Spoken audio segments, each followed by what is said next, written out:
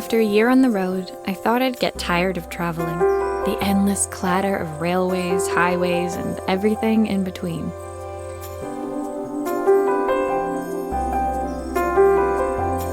But as my train pulled into the station at Bellariva, I felt every bit as excited as the first day of my journey. A whole year. It felt like a lifetime. The places I'd seen, the people I'd met, of course, the forgotten treasures I'd given a new lease of life along the way. I'm a restorer by trade. Bringing our most beloved possessions back to life is what I love to do. I'd been traveling for months, working my way from one town to the next, fixing everything from family heirlooms to VCRs. Bellariva was my chance to take a break. Unfortunately, that would have to wait until after I'd unpacked.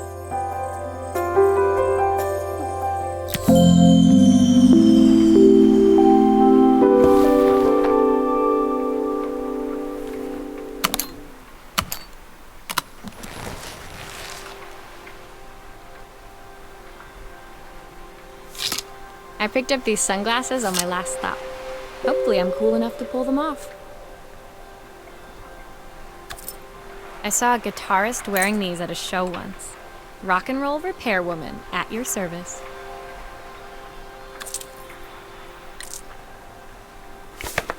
My passport. Not many blank pages left now. The tools of my trade. No hope of restoring things without these. Who doesn't love a scrunchie? Practical and stylish.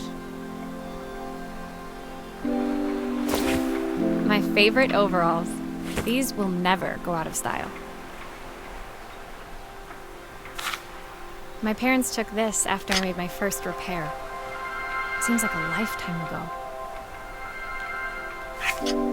Looking forward to taking more close-ups of my fingers with this. I'll hand these out once I'm settled in. Fingers crossed they get me some work.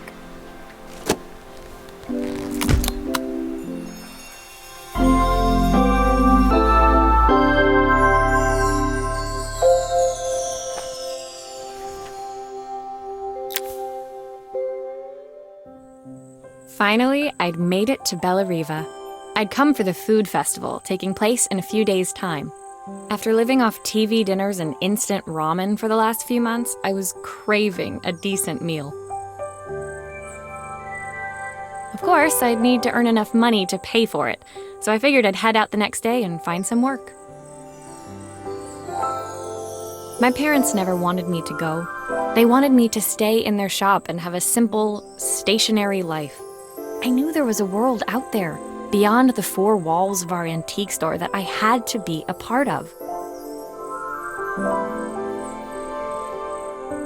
I daydreamed constantly about the weird and wonderful places each of our antiques came from. I loved figuring out their stories, revealing the memories hidden beneath the screws and wires. My story in Bellariva began with a little girl, and a voice she was longing to hear.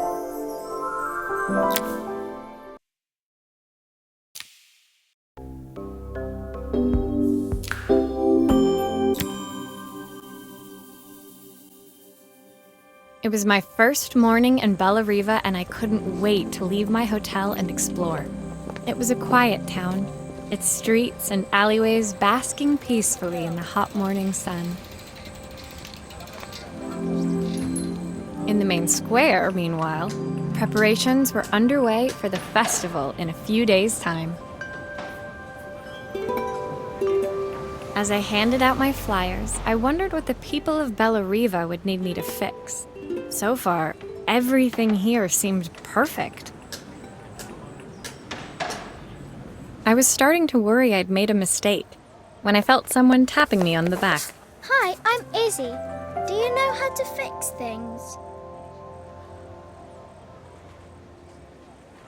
It was a little girl, maybe 7 years old, who must have gotten hold of one of my flyers. She rummaged around in her backpack until she hauled out a battered red cassette deck. My tape is broken and I can't make it work anymore.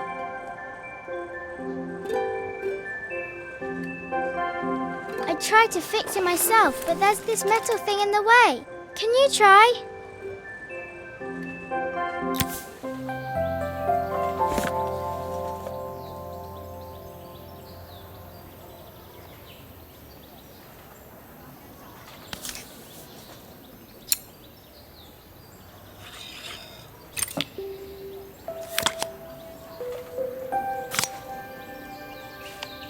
Aha! Those batteries look like they need replacing.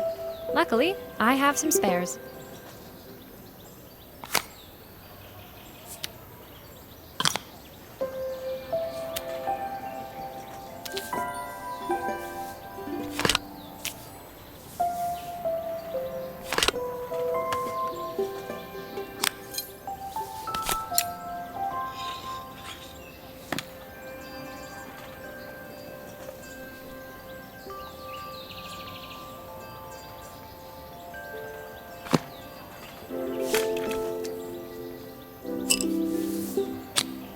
Why did you do that?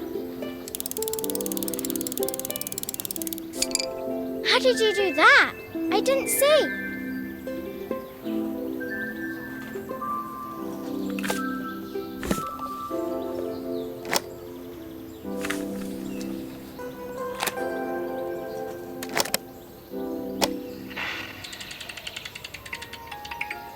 Will you dream a dream for me? If I sit by your side and hold you so tight, know that I will always love you, even though we both know that we must say goodnight. Good night, my darling.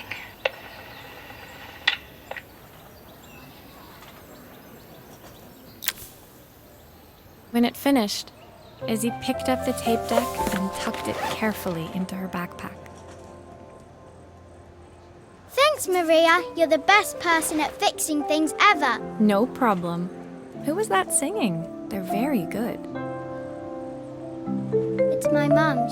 She's not here anymore. Izzy trailed off. It was the kind of silence a cassette tape would never be enough to fill. When Izzy's friends called for her, she dug deep into her pockets, looking for something to pay me with. Eventually, she produced a grand total of a stick of gum, 3 mismatched buttons, and a yo-yo. I usually preferred a check, but Izzy looked so serious, I wrote out a full receipt.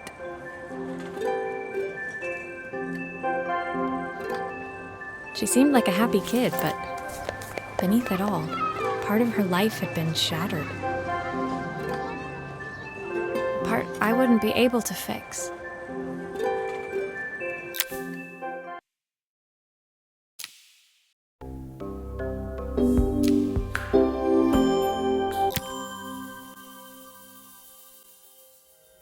My first repair complete, I spent the rest of the day doing small jobs in and around the square. I was exhausted when I got back to my hotel and found a message asking me to make one more visit. The address led me to a quaint little house, a stone's throw from the beach. Bathed in the evening light, it looked beautiful, in spite of its flaking paintwork and chipped tiles.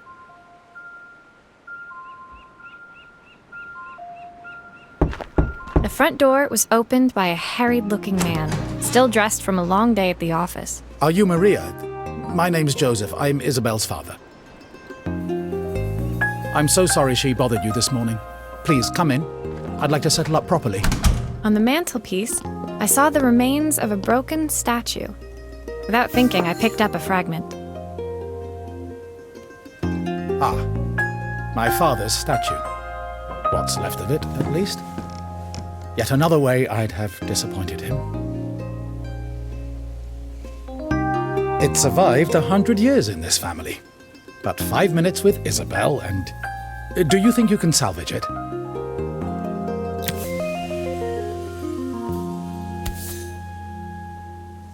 Will you be able to see the glue afterwards? I don't want people seeing the cracks.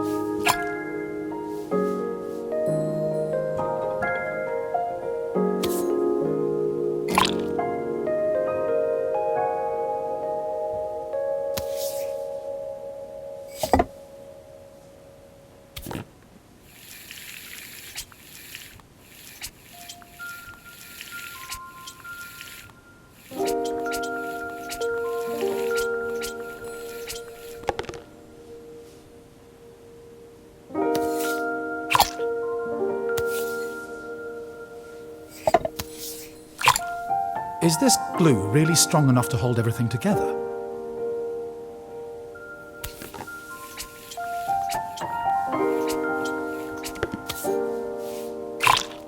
Sometimes I think my daughter should come with a warning label.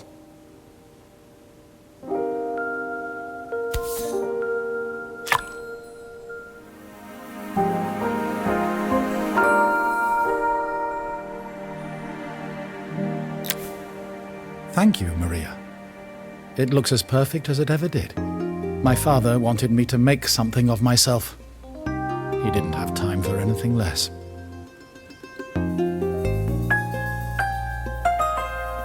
As Joseph put the statue back on the shelf, it nudged against the family portrait stood proudly next to it. So he was Bellariva's mayor. And that was Izzy's mom. They must both miss her so much. Sorry, I'm a little tired. I've been working late getting things sorted for the festival. There's only a few days to go. Looks like I'll be working late. Again? When I told my parents I wanted to leave, they always found an excuse to be busy, to avoid talking about it. I guess keeping themselves occupied was their way of pretending it wasn't happening. Joseph's work must have been taking up so much of his time. But maybe that was what he wanted. I just hoped he was finding enough time for Izzy, too.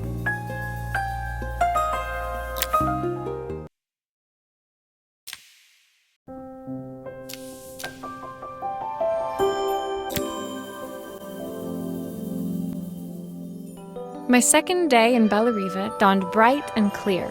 Another beautiful sunny morning.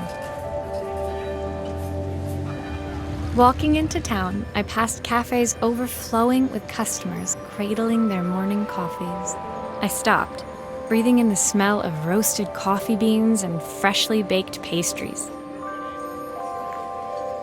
I was about to go inside when the owner of Carmen's, the cafe next door, stopped me. Hello, Maria? Were you here yesterday handing out flyers? I have a job for you. Her place was petite, tucked between its competitors as if hoping they wouldn't notice. Judging by the empty tables inside, though, her potential customers hadn't noticed it either.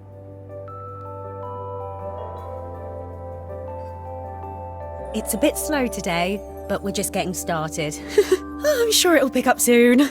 As Carmen chatted, she walked over to the counter and returned with an old rotary phone. At least I've got plenty of time to practice my recipe for the festival. It's a new special I've been working on. I was hoping to call my sister for some, seasoning tips, but it won't connect. Can you see if you can figure out what's wrong?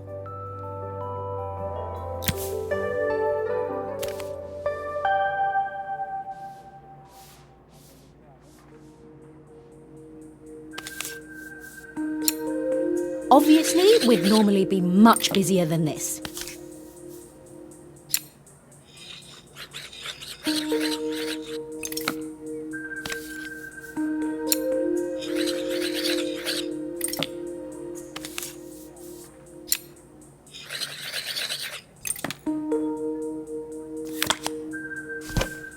You can fix it, can't you? I can't afford to replace it.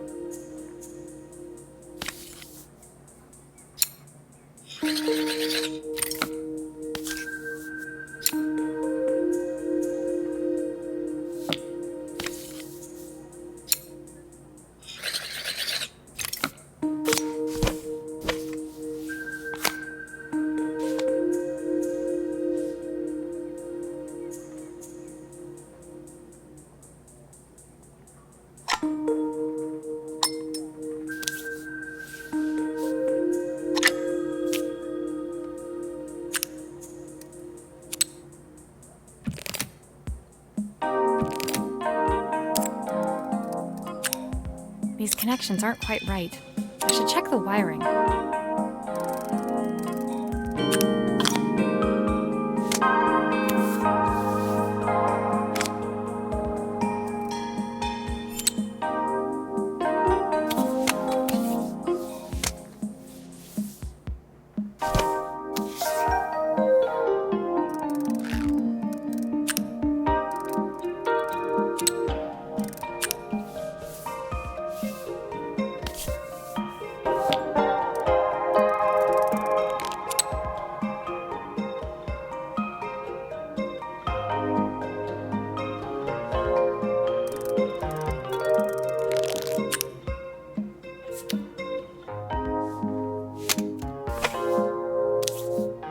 These connections aren't quite right. I should check the wiring. Looks like this new circuit board is all hooked up.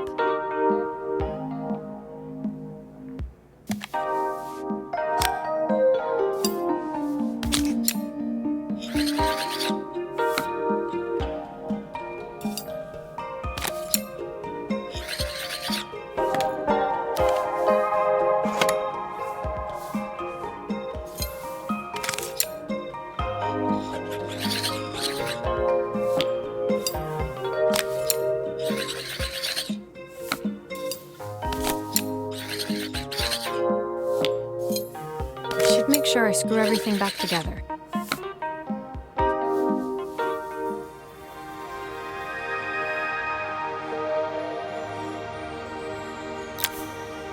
When I handed the phone back to Carmen, she seemed almost reluctant to take it from me. So it's all working now, is it? I don't have to leave it to dry or let it cool down? Nope, it's ready to go. It'll be ringing off the hook in no time. That's if I can pay my phone bill, anyway. And the rent, and the suppliers. Anyway, take a seat and I'll be right with you. Your coffee's on the house. I sat at one of the empty tables, while at the counter, Carmen had started dialing the phone. As she talked, Carmen became more... I sat at one of the empty tables, while at the counter, Carmen had started dialing the phone. Hello! How's my favourite sister doing today? As she talked, Carmen became more and more tense. This didn't seem like a call for some cooking advice. I know I still owe you from last time, but I can't afford to take part in the festival if I don't pay. I could almost feel the eye roll at the other end of the line. You don't need to be here, though. Can't you just put the check in the post? When the call ended, Carmen brought me my coffee, her hands trembling. Sorry about that. My sister's decided to fly in for a visit. Oh God, I have to get ready. Actually, I might have another job for you. Can you come by tomorrow?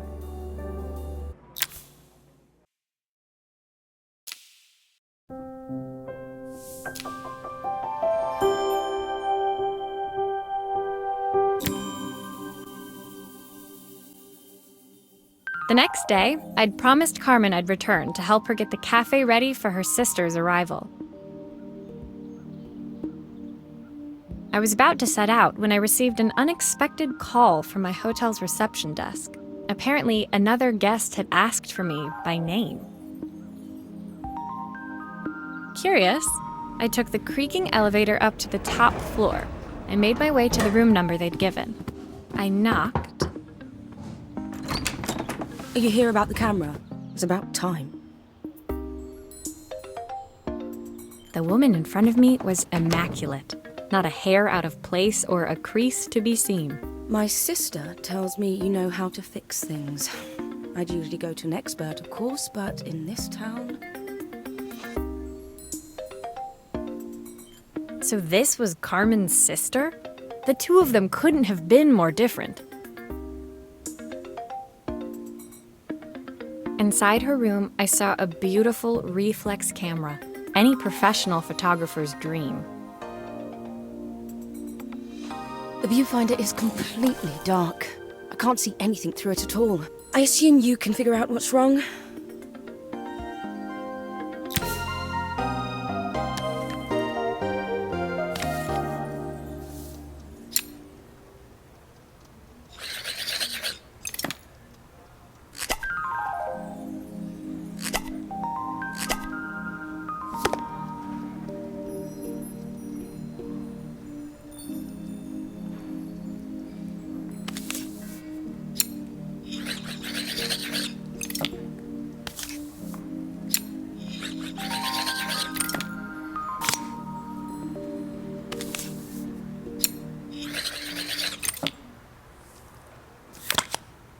I don't suppose you've fixed anything this valuable before.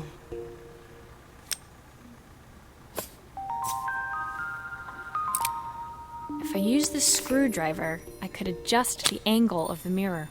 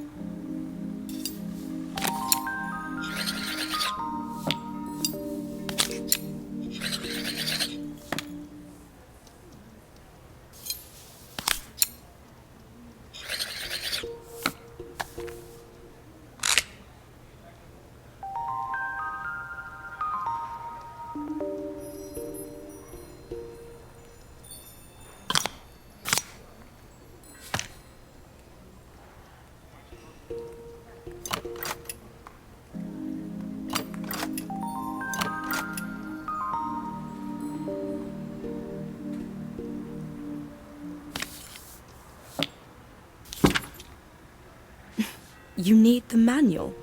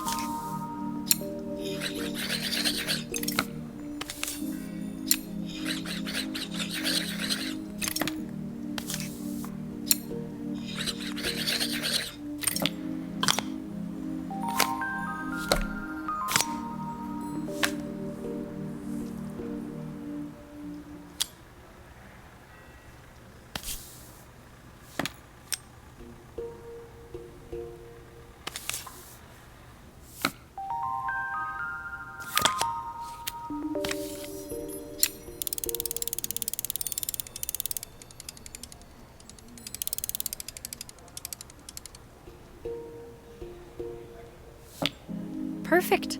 Now the viewfinder should be working.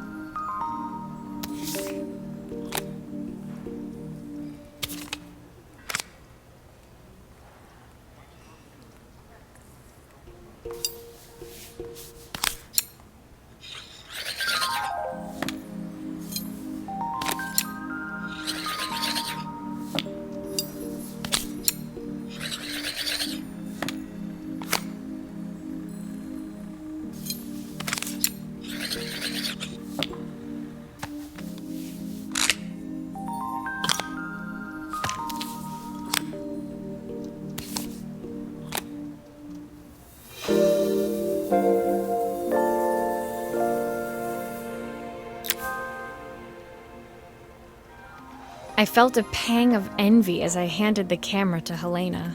I put my disposable to shame. I picked it up on my first trip to Paris. It's a 1958 limited edition, the first of its kind. It cost me 3 months' salary, but it was worth it. I had no idea what 3 months' salary meant to Helena, but I was pretty sure it was more than I could afford. It was strange, really, that we were even staying in the same hotel. I'd picked this place because it was cheap and cheerful, but surely she could afford somewhere better? She took some test shots, fiddling with the camera settings until she was absolutely satisfied. This work is immaculate. At least there's one person in this town who knows what they're doing. Sending you to me might be the first thing Carmen's actually gotten right. I wondered why Helena had bothered coming if she thought so little of her sister. I hear nothing from her for weeks, and then when she finally does call me, all she wants is money. If she thinks I'm lending her another penny, she'll have to convince me it's not a total waste of time. That didn't sound good. If Hurricane Helena was about to hit, I hoped Carmen was ready.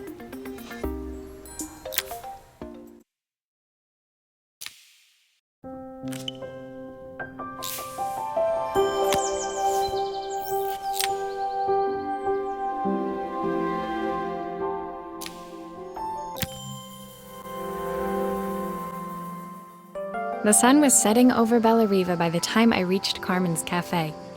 From the outside, it looked as quiet as ever, but inside, I found Carmen cleaning like her life depended on it. Maria! Oh, don't mind all of this. If Helena finds one speck of dust in here, I'll never hear the end of it. Carmen seemed pleased to see me, but I sensed the fidgeting tension beneath each sweep of her mop. Trying to live up to the standards of someone like Helena seemed like an impossible task. I hope you didn't mind fixing the camera for her. She was furious when it broke. I really need this to go well. If she doesn't lend me the money, I don't know how long I can keep this place going. Carmen led me to a back room, where she'd laid out the components of what looked like a neon sign. I had this made when I first opened the cafe, but I'm hopeless with electronics. So there was supposed to be a sign outside. This might explain the lack of customers. I'd like to put it up before Helena gets here. Can you give it a try?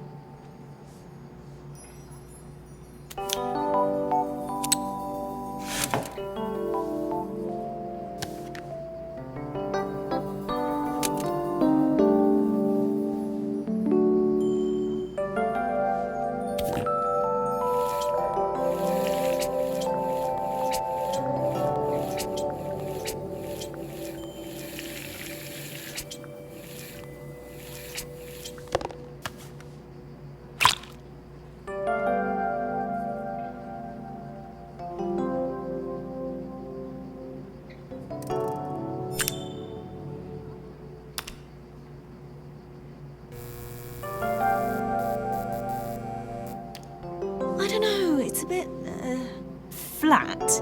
Maybe if it flashes, it'll really catch people's eye. Great idea. I think I have a spare part that could do that.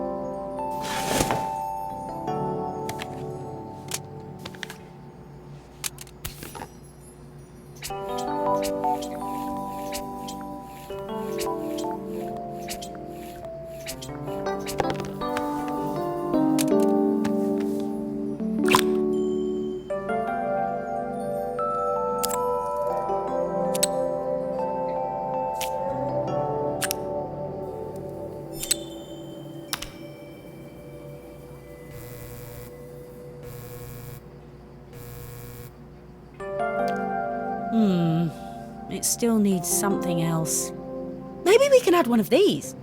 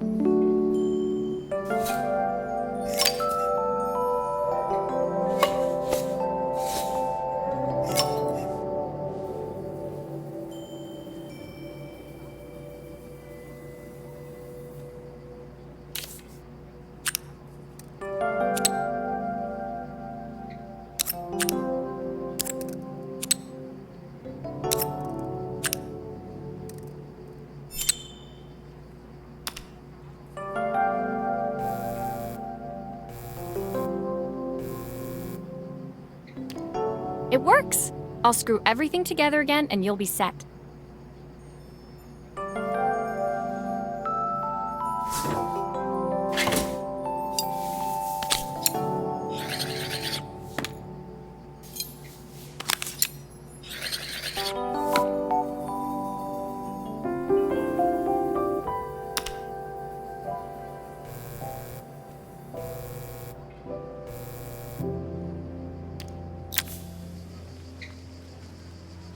The sign fixed, we headed outside and mounted it carefully over the cafe door.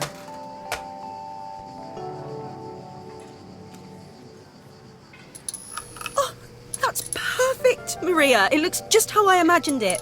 When I had this sign made, it all seemed so simple. Oh, I can't believe I might have to give it all up. I hope I've done enough. The smile froze on her face as she spotted something over my shoulder.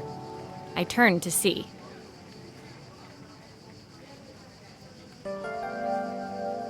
Of course, my sister owns the only cafe in this entire town that isn't actually open. For better or worse, Helena had arrived. Carmen opened her mouth to explain, but Helena swept indifferently past her.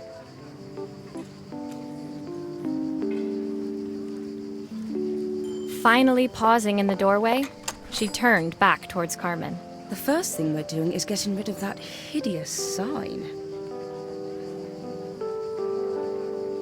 And with that, she disappeared inside. I hoped Carmen's chances of saving the cafe hadn't disappeared with her.